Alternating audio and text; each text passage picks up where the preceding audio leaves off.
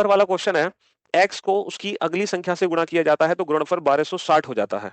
मतलब किसी नंबर को अगर उसकी अगली संख्या से गुणा किया जाता है तो गुणनफल 1260 हो जाता है। इसका मतलब आप समझ रहे हो?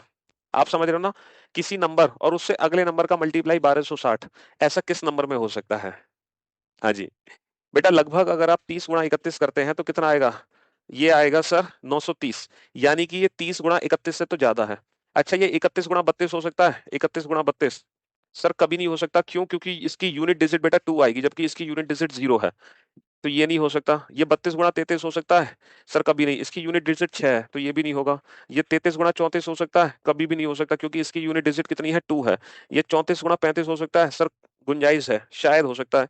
सर ये 35 गुणा 36 हो सकता है? सर ये भी हो सकता है। तो हमें दोनों को चेक करना पड़ेगा। अब यहाँ पे कौन सा बच्चा सबसे फटाफट से चेक करेगा? आप किसका दूसरा तरीका भी है बेटा, इसको हम ऐसे भी लिख सकते हैं, X square plus X equal to 1260। यानी कि किसी नंबर का स्क्वायर करो और उसमें वही नंबर दोबारा से जोड़ दो।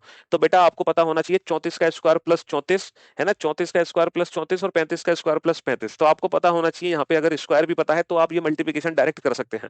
भाई 35 का स्क्वायर प्लस 35 कितना होता है? आप लोग जानते हैं कि 35 का स्क्वायर प्लस 35, हाँ 35 का स्क्वायर कितना होता है? 35 का स्क्वायर कितना होता है बेटा? 1225। 1225 होता है, हाँ।